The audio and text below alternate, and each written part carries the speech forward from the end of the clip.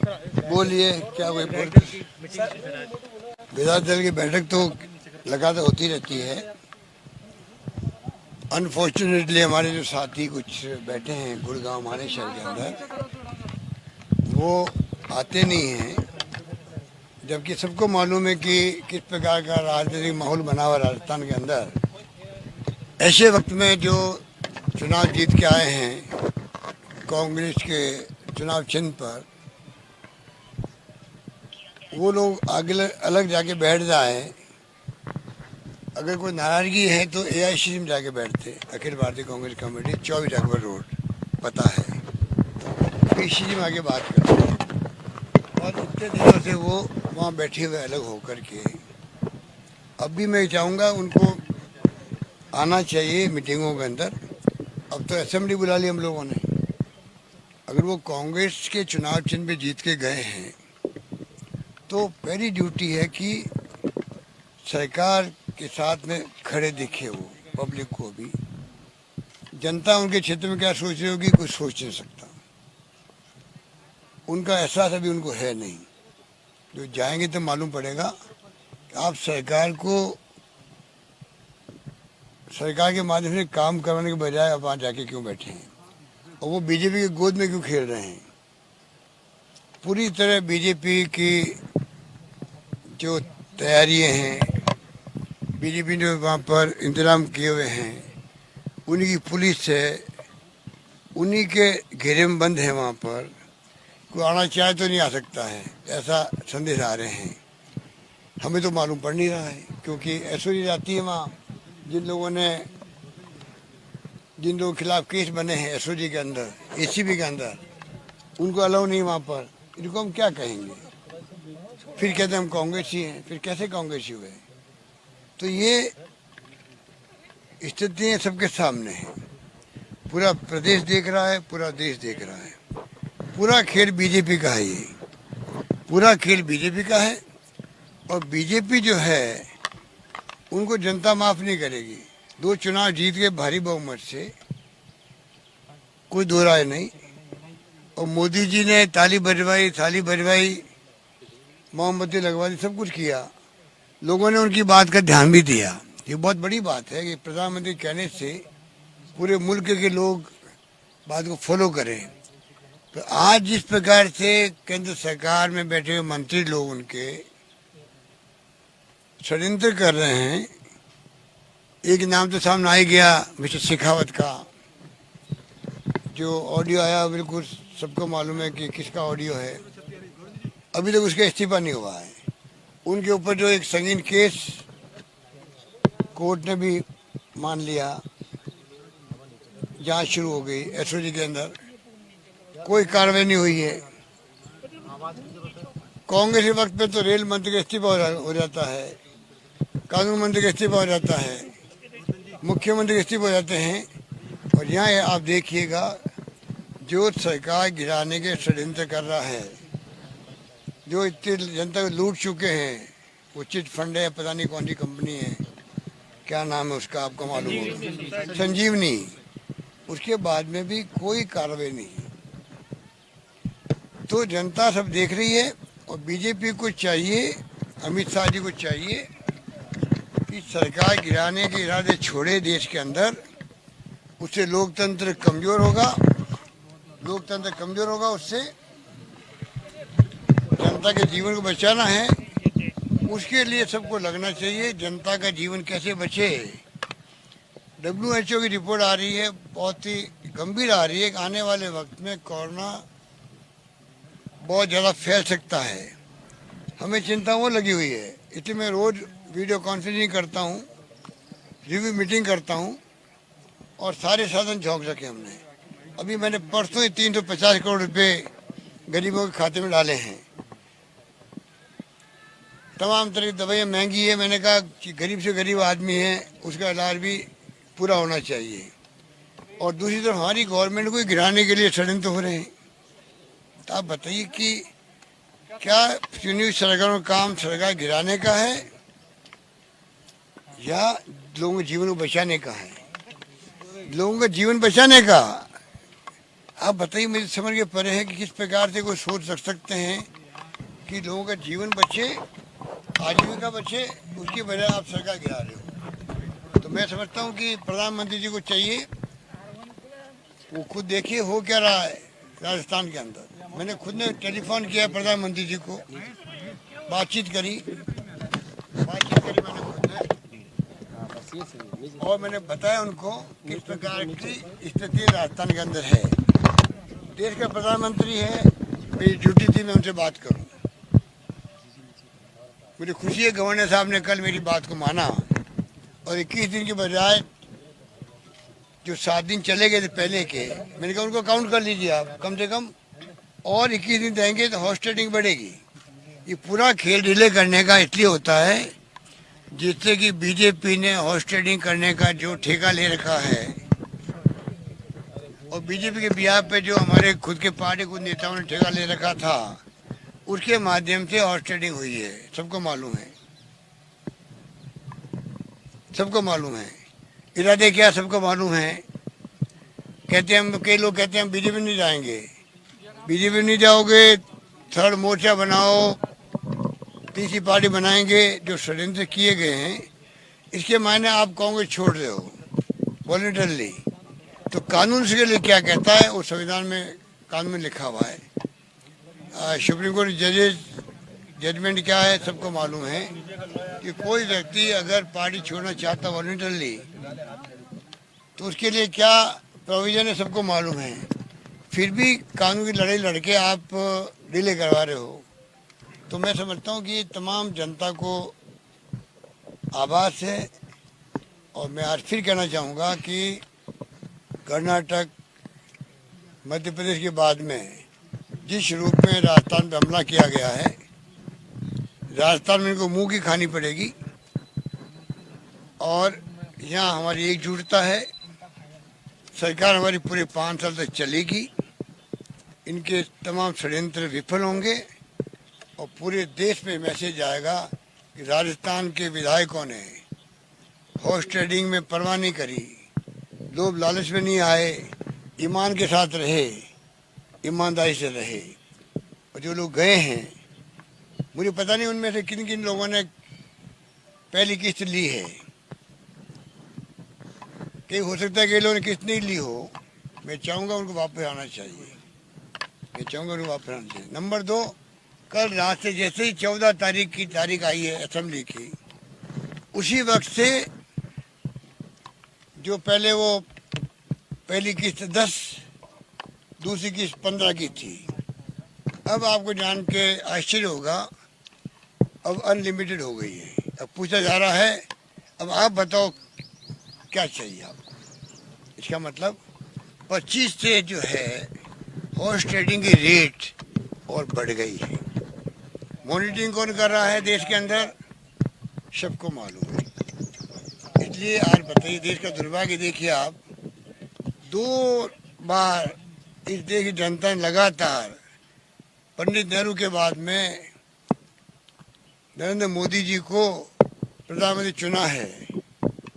और इस देश के अंदर लोकतंत्र की जो धज्जियां उड़ाई है, चुनी सरकारों को जो तोड़ रहे हैं, मैं समझता हूँ कि जनता इनको माफ़ नहीं करेगी। और कोरोना की महामारी भयंकर है, जो लोग मर रहे हैं सबको मालूम है, उसके बावजूद भी लोग परवाह नहीं कर रहे हैं। इनको सरकारें गिराओ, कांग्रेस मुक्त भारत बनाओ, ये चिंता है, बजाय कि किसी के जीवन बचाने की। दुकानें बंद पड़ी रही, व्यापार ठंडे बंद पड़े रहे, उद्योग धंधे बंद हो गए थे। और तो और लॉकडाउन में क्या हुआ, आज वापस गाड़ी पट्टी लाने में हम कोशिश कर रहे हैं जिससे कि आजीविका चले लोगों की। इनको कोई परवाह नहीं। हमारी सरकार लगातार कोरोना पे ध्यान दे रही है। माननीय राज्यपाल महोदय लगातार कोरोना की बात करते हैं। अभी उन्होंने, मुझे अच्छा लगा, उन्होंने मैसेज दिया कि राजस्थान सरकार बहुत शानदार काम कर रही है प्रबंधन का कोरोना को लेकर के। बाकी जो हमारे जो भी गवर्नेंस है उसमें हमारे मंत्री लोग जाके बैठे सचिवालय में, मजबूरी में हमारे एमएलए यहाँ बैठे हुए हैं। और मैं उम्मीद करता हूँ कि भगवान इनको सद्बुद्धि दे कि कोरोना की जंग को लड़ने में राज्य सरकारें केंद्र मिलकर लड़े पक्ष विपक्ष सब लड़के सब मिलके लड़े। जैसे मैंने राजस्थान परंपरा कायम की है, बीजेपी, कांग्रेस, सीपीएम, सीपीआई, कोई पार्टी हो, बीपीटी, सब मिलकर के कोरोना की लड़ाई लड़ रहे थे हम लोग, सबको मैंने साथ लिया था। वही भावना के साथ में पूरे मुल्क में ये लड़ी लड़ी जानी चाहिए कोरोना के खिलाफ में, तब जाके हम विजय प्राप्त करेंगे कोरोना की जंग से। ये जो हालात बना रखे हैं बीजेपी ने, बीजेपी को जनता माफ नहीं करेगी। और जितने बयानबाजी कर रही राजस्थान के नेता लोग, ये छिप छिप के जाते दिल्ली। इनको पूछो जब आप षड्यंत्र में शामिल नहीं हो तो आपको छिपके जाने की जरूरत क्या है दिल्ली के अंदर? आप कोई दिल्ली आना कोई बुरा तो है नहीं, आप जाओ हाईकमांड से मिलो, वापस आओ, क्या दिक्कत है आपको? पर सब नेता छिपके जाते हैं, छिपके आते हैं, रात को जाते हैं, सुबह आके कहते हैं हम तो यहीं थे। झूठ बोलने की क्या आवश्यकता है? तो इसलिए हम इनको पूरा एक्सपोज करके रहेंगे, हम भी छोड़ने वाले नहीं इनको। हम चाहेंगे कि जनता के सामने एक्सपोज हो, पूरे प्रदेश में, पूरे देश के अंदर जो लड़ाई डेमोक्रेसी को लेकर शुरू हुई है, एआईसीसी ने जो अभी स्पीक ऑफ डेमोक्रेसी की बात की गई, सिविल डेमोक्रेसी की बात की गई है, 10 करोड़ लोगों ने साथ दिया उसका, 10 करोड़ लोगों ने साथ दिया। राजभवन पे बाहर धरने लगे पूरे देश के अंदर, एक्स्ट्रा ऑर्डिनरी रिस्पॉन्स मिले लोगों को मिला है। आम जनता जुड़ रही है प्रचारणों के अंदर, वो समझ गई है कि कोरोना की जंग की बजाय ये लोग सरकार को तोड़ने में लगे हुए। और रेट बढ़ा दी इन्होंने अपनी, हॉर्स ट्रेडिंग रेट बढ़ चुकी है राजस्थान के अंदर। कितने दे रहे हैं सर? मुंह मांगा दाम है, वो आपको पूछ रहे हैं आप क्या चाहते हो?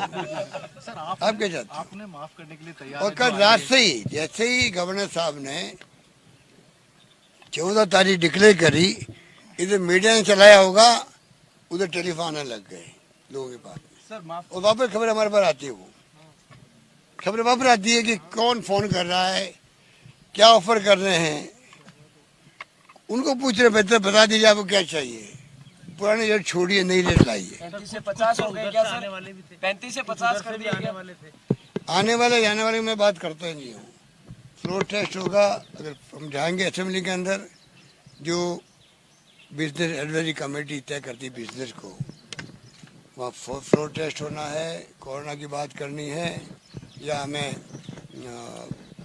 आर्थिक स्थिति जो स्थिति बनी है देश के अंदर, प्रदेश के अंदर कोरोना के लॉकडाउन के बाद में, उस पर बात करनी है।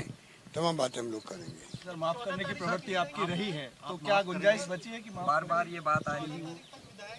ये तो बात हम कह चुके हैं कि अगर वो जाते हैं एआईसीसी के अंदर शिकायत करने के लिए, जाना चाहिए था वहाँ पर। वहाँ जो हरियाणा के अंदर बैठे उनकी बजाय जाना चाहिए इनको एआईसीसी के अंदर जाना चाहिए। अगर मुख्यमंत्री जी शिकायत है तो जाके हमारी शिकायत कराए हाईकमांड को, कोई दिक्कत नहीं है। भाई खुला, मैं समझता हूँ कि जो रूप लिया उन्होंने, उससे पता नहीं वो चाहते क्या है। कांग्रेस के अंदर तो जैसे कोई वॉलंटियर मेंबरशिप छोड़ रहा हो, उस ढंग का माहौल उन्होंने बनाया है, और उसके लिए संविधान और सुप्रीम कोर्ट परमिट नहीं करता किसी को भी। सर हरीश साल्वे ने आज बहस भी की है बसपा विधायकों को लेकर के, और कह दिया कि मर्जर गलत है। जब बीजेपी मर्जर करवा रही है, वो तो 4 टीडीपी के 4 मेंबर पार्लियामेंट को राज्यसभा के अंदर रातों रात मर्जर करवा दिया राज्यसभा के अंदर, वो तो मर्जर सही है। और राजस्थान के 6 विधायक मर्डर करके कांग्रेस में, वो मर्डर गलत है। तो फिर बीजेपी का चाल चरित्र चला कहाँ गया, मैं पूछना चाहता हूँ। राज्यसभा में मर्डर हो वो सही है, या मर्डर हो वो गलत है। 2/3 बहुमत से कोई पार्टी टूट सकती है, अलग बन सकती है, मर्डर कर सकती है दूसरी पार्टी के साथ में। यहाँ 6 के 6 मर्डर हो गया है, तो मायावती जी की जो शिकायत है वो भी वाजिब नहीं है, क्योंकि मायावती जी के 2 विधायक अगर अलग होते तो शिकायत हो सकती थी उनको, क्योंकि 6 विधायकों ने खुद ने अपने विवेक से मर्डर किया, हमारी पार्टी में शामिल हो गए, उसके बाद कोई शिकायत वाजिब शिकायत नहीं है। मेरा मानना है कि मायावती जी को जो बयानबाजी कर रही हैं वो भाजपा के इशारे पे कर रही है। भाजपा जिस प्रकार से सीबीआई, ईडी, इनकम टैक्स का दुरुपयोग कर रही है, डरा रही है, धमका रही है सबको ही, आप देखो राजस्थान में क्या हो रहा है, क्या हो रहा है सबको मालूम है। ऐसा तो हमारा कोई देखा नहीं भाई। और मायावती जी भी डर रही है उनसे, मजबूरी में वो बयान दे रही है। तो ये मैं समझता हूँ कि वक्त बताएगा कि जनता, वक्त आने पे जनता झटका भी देती है, मालूम ही नहीं पड़ता। तो बीजेपी जो है ये फासिस्टी पार्टी है, लोकतंत्र में इनका यकीन नहीं है, चेहरा पहने हुए खाली लोकतंत्र का सत्ता मारने के लिए। अब जो लोकतंत्र को खतरा पैदा हुआ है उसको मैं समझता हूँ कि मीडिया को भी आगे आना चाहिए। मैं फिर कहना चाहूँगा, मीडिया इस देश का धरा हुआ है, वो निष्पक्ष रिपोर्टिंग नहीं कर पा रहा है। और मैं उनको कहना चाहूँगा कि निष्पक्ष रिपोर्टिंग करे, बजाय कि संबंध होते हैं, आपसी संबंध अच्छे होते हैं, दोस्ती होती है, वो अलग रखे अपनी जगह पर, सच्चे को सामने लाए, ये देश अपेक्षा करता है मीडिया से। सर आज तनाव मुक्त लग रहा है, मतलब सब कुछ अच्छा हो गया सर। All is well.